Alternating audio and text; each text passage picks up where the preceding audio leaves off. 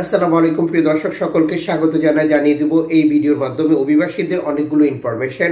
জানুয়ারি মাসের 31 তারিখ আপনি নিজে জানুন, অন্য একজন প্রবাসী ভাই বোনকে এই তথ্যটি জানান। ভিডিওটি শেয়ার করে দিন, চ্যানেলটি সাবস্ক্রাইব করে ফেসবুক পেজটি লাইক ফলো করে যুক্ত থাকলে প্রতিদিনের আপডেট তথ্য প্রতিদিন জানতে পারবেন। আপনি কোন দেশ থেকে এই ভিডিওতে যুক্ত হয়েছেন কমেন্টস করে যাবেন, ইনশাআল্লাহ আমরা আপনার কমেন্টসে রিপ্লাই করব। আপনার কাছে যদি অভিবাসীদের কোনো তথ্য থাকে, কোনো জিজ্ঞাসা থাকে, তাও কমেন্টস করুন, সঠিক পরামর্শ পাবেন। সর্বশেষ এক্স হ্যান্ডেলে দেওয়া এক বার্তা ওশান বাইকিংস নিশ্চিত করেছে আরও একটি নৌকা বিপদে পড়েছে। ওশান বাইকিংস কিছু পিকচার শেয়ার করেছে, সেই সাথে বিস্তারিত। ওশান বাইকিংস পিকচারগুলো দুঃখিত, ওকে।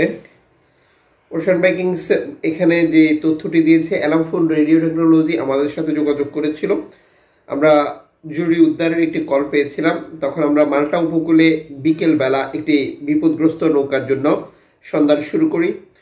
আমাদের এই অভিযানে আমরা 22 জন অভিবাসীকে উদ্ধার করতে সক্ষম হয়েছি, যেটি রাতে নৌকাটি ডুবে গিয়েছিল। নৌকায় থাকা অভিবাসীদেরকে উদ্ধার করা হয়েছে এবং আমরা মাল্টার সাথে এই ব্যাপারে যোগাযোগ করেছি, কিন্তু তারা কোনো ধরনের তথ্য ইনফরমেশন দিয়ে আমাদেরকে সহযোগিতা করেনি। ইনশাআল্লাহ এই অভিবাসীদেরকে কেন্দ্রীয় সংস্থাটি নিরাপদে ইতালিতে হস্তান্তর করবে। লিবিয়া থেকে ছেড়ে আসা যেহেতু, তার মানে রেকর্ড সংখ্যক বাংলাদেশি রয়েছে। চলতি বছরও বাংলাদেশিদের ইতালি প্রবেশ অব্যাহত রয়েছে ধারাবাহিকভাবে, যা প্রতিটি নৌকা গেম সমাপ্তিতে ইতালি পৌঁছানোর পর নিশ্চিত হওয়া যাচ্ছে। এদিকে ইতালি কর্তৃপক্ষ রিপোর্ট প্রকাশ করেছে চলতি বছরে টোটাল অভিবাসী যখন এই প্রতিবেদনটি প্রকাশ করছিল তখন পর্যন্ত। এবছর এখন পর্যন্ত 3000 প্লাস অভিবাসী প্রবেশ করেছে বলে তথ্য দিয়েছে ইতালি, যেখানে 1500 জন শুধু এক সপ্তাহে প্রবেশ করেছে বলে এই প্রতিবেদনে তারা যুক্ত করে। 2025 সালে ইতালিতে আগত অভিবাসীদের পরিসংখ্যান বেড়ে 3074 জনে উঠেছে বলে নিশ্চিত করেছে ইতালি কর্তৃপক্ষ, যা গত বছরে একই সময়ের তুলনায় 136% বেশি। তার মানে গত বছর একই সময়ে এত অভিবাসী প্রবেশ করেনি। সমুদ্রের ভালো অবস্থার কারণে এই অভিবাসী প্রবেশ করেছে বলে তা নিশ্চিত করেছে এই প্রতিবেদনে। স্বরাষ্ট্র মন্ত্রণালয়ের তথ্য থেকে যা জানা গেছে, প্রথম স্থানে রয়েছে পাকিস্তানি 525 জন, দ্বিতীয় স্থানে রয়েছে বাংলাদেশি 321 জন, মিশর 206 জন, সিরিয়া 119 জন এবং পাশাপাশি বিভিন্ন দেশের 221 জন রয়েছে ধারাবাহিকভাবে। তার মানে চলতি বছরে যখন এই প্রতিবেদনটি প্রকাশ করা হয়েছে তখন পর্যন্ত বাংলাদেশ রয়েছে দ্বিতীয় স্থানে। অভিবাসী ইতালি প্রবেশের ক্ষেত্রে যেমন ভালো অবস্থান রয়েছে, একইভাবে লিবিয়ান কোস্ট গার্ডের আটকের অভিযানও গত বছরের থেকে অনেক বেশি। 19 তারিখ থেকে 25 তারিখ জানুয়ারি মাসে যে তথ্যটি প্রকাশ করেছে IOM, যে অভিবাসীদেরকে উদ্ধার করেছিল লিবিয়ান কোস্ট গার্ড, মানে যারা ইতালিতে যাওয়ার চেষ্টা করেছিল এই পথে বাধা দিয়েছে, তার টোটাল প্রতিবেদন খুবই দুঃখজনক ব্যাপার। এক সপ্তাহের সর্ববৃহৎ অভিবাসী আটক করেছে লিবিয়ান কোস্ট গার্ড, 1313 জন। এ যাবৎকালে লিবিয়ান কোস্ট গার্ড যত অভিবাসীকে আটক করে ভূমধ্যসাগর ব্যবহার করে ইতালি যাওয়ার পথে, এটি হচ্ছে সর্বোচ্চ। সর্বশেষ 1806 জনের আটকের তথ্য দিয়েছে চলতি বছর, যেটি জানুয়ারি মাসের শেষ না হওয়া পর্যন্ত। তার মানে এটি একটি রেকর্ড। এর আগে এক মাসে বা এক মাসেরও কম সময়ে এত অভিবাসীকে আটক লিবিয়ান কোস্টগার্ড কখনো করেনি। তার মানে 2025 সালের প্রথম মাসে যেমন রেকর্ড সংখ্যক অভিবাসী ইতালিতে প্রবেশ করতে পেরেছে, আবার একইভাবে ধারাবাহিক রেকর্ড সংখ্যক অভিবাসী আটক হয়েছে লিবিয়ান কোস্টগার্ডের হাতে। একই সময় 32 জন অভিবাসীর মৃতদেহ উদ্ধার করা হয়েছে ভূমধ্যসাগর থেকে, যারা গেম দিয়ে ইতালি যাওয়ার চেষ্টা করেছিল। নিখোঁজের পরিসংখ্যান এখনো প্রকাশিত হয়নি। ইনশাআল্লাহ যখন তথ্য প্রকাশ করবে তা আমরা জানিয়ে দেব। আপনারা জানেন যে তথাকথিত চুক্তির নামে লিবিয়ার সাথে ইতালি টাকার বিনিময়ে অভিবাসী আটক করার জন্য কাজ করে যাচ্ছে। IOM এর প্রতিবেদন অনুযায়ী লিবিয়ান কোস্ট গার্ড এবং লিবিয়ার বিভিন্ন রাজনৈতিক দলকে ইতালি কর্তৃপক্ষ এই টাকা দিচ্ছে। গত বছর 21,762 জন শরণার্থীকে আটক করেছিল লিবিয়ান কোস্ট গার্ড, যে চুক্তির ধারাবাহিকতা।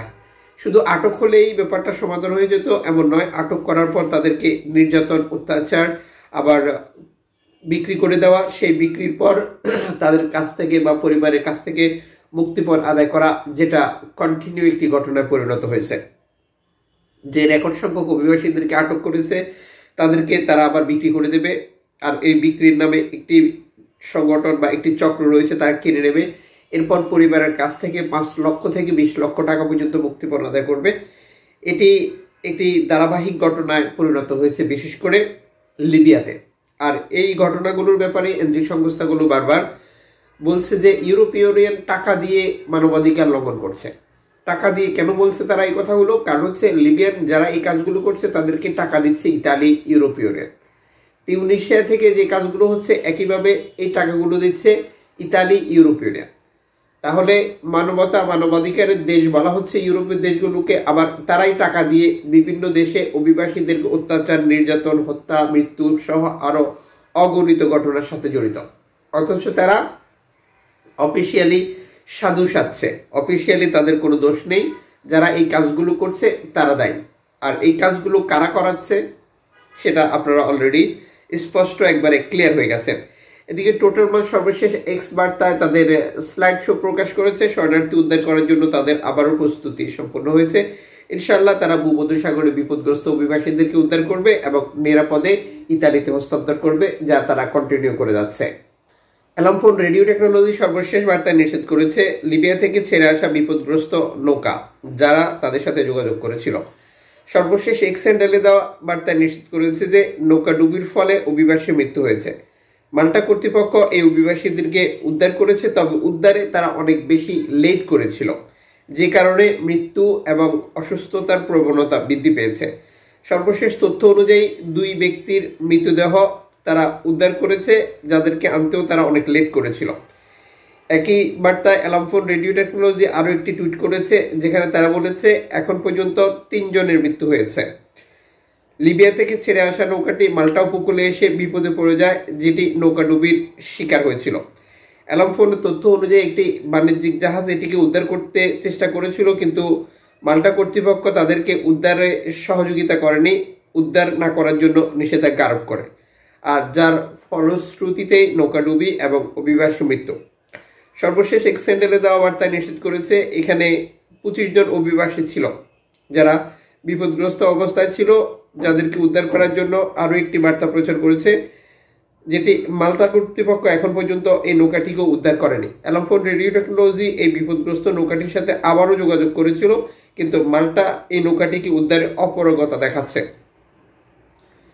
অ্যালামফোন রেডিও টেকনোলজি এই বার্তায় সতর্ক করে দিয়েছে যদি নৌকাটি উদ্ধার না হয় সেক্ষেত্রে একটি বিপদের মুখোমুখি হতে হচ্ছে আবারও একটি নৌকাকে, যেটি এর আগেই বিপদে পড়েছিল। এটাকে উদ্ধার করার জন্য বেশ কয়েকটি তথ্য দেওয়া হয়েছে, কিন্তু কেউ উদ্ধার করেনি। সত্যি দুঃখজনক যে আবারও ভূমধ্যসাগরে কয়েকটি নৌকা ডুবি এবং রেকর্ড সংখ্যক মানুষের মৃত্যু, যা মেনে নেওয়ার মতো নয়। আর এগুলোর জন্য এনজিও সংস্থাগুলো সরাসরি ইউরোপীয় ইউনিয়নকে দায়ী করে, কারণ তাদের নানা ধরনের নতুন নতুন সিদ্ধান্তের কারণে এনজিও সংস্থাগুলো ঠিকমতো ভূমধ্যসাগরে উদ্ধার কাজে আসতে পারে না বা উদ্ধার কাজ তৎপর হতে পারে না। আপনার মতামত কমেন্টস করুন। আগামীকাল দেখা হচ্ছে, সে পর্যন্ত শুভকামনা।